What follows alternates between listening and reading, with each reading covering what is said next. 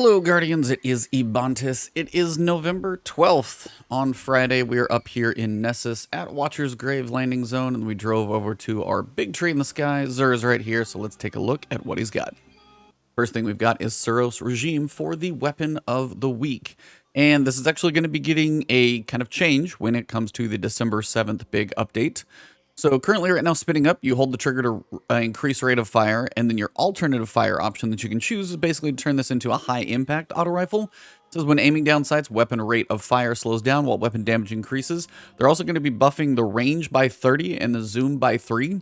So this is definitely going to feel substantially different, hopefully giving the range noticeably more use when it comes to that dual speed receiver. So if you do want to use this as a high impact auto rifle, and still take advantage of the perk when the bottom half of each magazine deals bonus damage and has a chance to return health on hit. A little bit of survivability, still a barrier weapon for the rest of the season. If you don't have this, you should buy it because it kind of goes through ups and downs, but it's always a nice weapon to have in those moments. Maybe you need an auto rifle that could heal you. Here you go.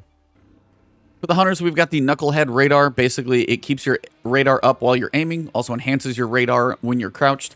The stats, unfortunately, are absolutely atrocious for a hunter. 21 in resilience is pretty much a throwaway, so this thing may as well have a 39 for a stat roll, because as low as everything else is, and if you're going for a high strength build, this is not a good roll. Sorry. You could try it for the functionality, you know, check the box so you could at least have it as a hunter if you don't have it previously. But yeah, you may as well use this for functionality, see if you like it or not, and then just go try and get a better roll, because this is bad. For the Titan, we've got the Ashen Wake. When you throw a grenade, it's now going to explode on impact, and it's going to travel faster. Also, if you get a final blow with that fusion grenade, you will get grenade energy back, so it actually can be a nice way to get your grenade up more frequently. Stats as well paired decently for a Titan. They're not perfect stats. It's not like a 68 or anything like that, but you do have decently high resilience, which is a good stat for Titans, at least for your barricade to use that more. And you've got 14 in discipline, and it's an exotic based around grenade. So overall, not the worst stats in the world. Could ask for some other ones to be higher, but at least for the functionality of a Titan grenade exotic, it's not a bad stat roll. Definitely better than the Hunter. For the Warlock, we've got the Apotheosis Veil, and this is going to immediately regenerate health, melee, grenade, and rift energy, basically everything, when you activate your super. Nearby allies recharge class abilities faster, so if you are playing in a team and you want to help out your teammates, for example, and then if you cast your super, you get everything back. It's pretty straightforward in what it does. It is not going to get you benefits very often, especially you as the user. Unfortunately, as well, it is sitting at 17 in resilience on a Warlock exotic, which is not going to do a whole lot for you. Intellect's 13, recovery's 9, discipline's 9, so I mean, if you masterwork this one, but I still would not do that because high resilience on a Warlock, not very good. So we got high resilience for a lot of these exotics. Unfortunately, the Titan's the only one that cares about that. So if you don't have this one, again, add it to your collection, experiment with the usage on it. But I don't think this thing is like blowing up the meta right now, and the stat roll on this one isn't great. So if you've already got one, you can probably skip this too. GN7 Pulse Rifle. Basically, if you don't have an ARC Pulse Rifle, I would buy this for that sake, if nothing else, because you got decent range on it. Grave Robber is not my favorite perk here, but Outlaw is beneficial to kind of give you more continuous uptime when you get those kills and reloads. Overall, not like the worst roll in the world. I think this is kind of a waste, but if you need an ARC Pulse Rifle and you don't have one, at least throw this in your vault to satisfy that. 7 Seraph SI2 is a Void sidearm, so again, if you don't have a Void sidearm and in any way, you may as well at least buy one of these to put in the vault, because this one's not bad for a sidearm. Auto-loading holster, as you're not probably using it all the time, not a bad way for a backup. Snapshot sights, if you pull it out quickly, get some benefit from that. Range masterwork, it's got polygonal rifling to boost that stability. You'll give up some range, but sidearms don't have the biggest range in the world, so that's probably okay as well. Overall, if you need a Void sidearm, you can at least throw it in the vault, but I don't think this is going to be anything amazing. Cyclos SMG, the other type of weapon that can make Warmind cells, 7 Seraph can as well. It's an okay weapon. You are pretty stacked in the handling department because you've got a handling masterwork here. Steady rounds, you could go for more stability. Hammerforged rifling, you could boost the handling. You can get increased handling when you're in that, mid-health category. And as soon as you bring it out, you're going to have that increased stability and accuracy on trigger pull. Basically, if you want a weapon where you need to switch over to it and try and finish somebody up real quick, this actually is a pretty decent setup for that specific purpose. Not going to be doing a whole lot of damage craziness in PvE though. Main ingredient. Now, here we've got Rangefinder, which is a nice thing to see on this to give it increased zoom. You've got hip fire grip, increased stability, precision hits.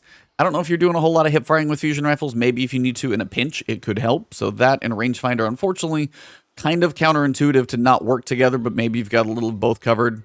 There are better main ingredients for sure, so this one isn't too exciting overall. So for Truth Teller, we've got a weird mix of perks. I mean, I always like seeing spike grenades for that extra damage on direct hits. Grave Robber, I mean, for at least a single shot, if you do actually, get that punch off, you'll reload your one bullet in the clip. Quick Draw, it's fine, but overall, this is just kind of a weird mix of perks that overall isn't doing a ton for me, but maybe I'm missing something. If I am, comment below and let me know. The Interference 6 grenade launcher, I wouldn't call this like a god roll, but I would say the fact that you can increase the damage of a grenade launcher, and if you get a melee kill, you get that stack up to 5 instantly, and have more reserves on a heavy weapon. Overall, those two aren't bad. If you don't have a great grenade launcher in the first place, this isn't bad, and you've got a bigger magazine size to go on top, and then you can kind of cancel the slower reload with a crouch reload, and you're good to go. Not a bad grenade launcher, probably not the best, but if you don't have a good one, consider it. Crowd Pleaser Grenade Launcher, unfortunately this is not exactly a Crowd Pleaser roll.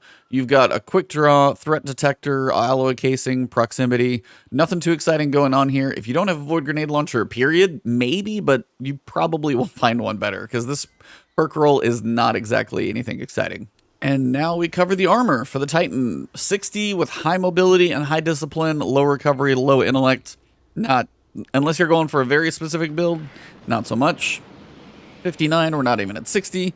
64, again, low recovery, not great intellect, low resilience, just ultra high mobility. Again, if you're going after a certain build, maybe if you want discipline, strength, and mobility, but we're lacking some important stuff there. 61, decent resilience, kind of mediocre, kind of a middle of the road. If you don't have decent legs at all, these don't totally suck.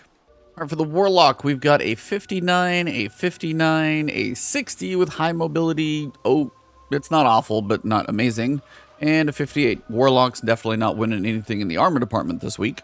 All right, for the Hunters, we've got a 58, a 60 with really low recovery. You've got a 58 and a 63 with 2 mobility. I was about to get excited for a second. Recovery of 18, 10 intellect, 9 discipline, 12 strength. Those are not bad, and you probably need a little resilience, so this isn't completely awful. Hunters do want high mobility, so if you have high mobility on other stats, maybe these are okay. It's not, I mean, it's probably like the best piece of armor between all the classes. That doesn't totally suck, but low mobility for a Hunter, that does kind of hurt quite a bit. So overall, that pretty much wraps this one up. If you guys did miss the podcast, that one is up on my channel if you guys want to look for that one. We did record that last night when it was Swifty. Kind of a bittersweet episode for him just because he's kind of taking a break to go do other things, but overall, a very fun chat. If you guys do want to find me on Twitter, it is at Ebontis. On Twitch streaming, it is twitch.tv/Ebontis. And right here on YouTube, when I stream, make sure you guys have that subscribe button hit and that alert bell so you guys know when I am going to go live. When new videos come out, they'll hopefully make it to your YouTube feed as well. If you guys want to, you can join the channel as a member. It's always appreciated, never required. But you guys will get emotes and stuff for comments and chats for live streams and things like that. And if you want to support me directly, you can do that on my Patreon link, which is down below in the description. Thank you very much. See you guys soon.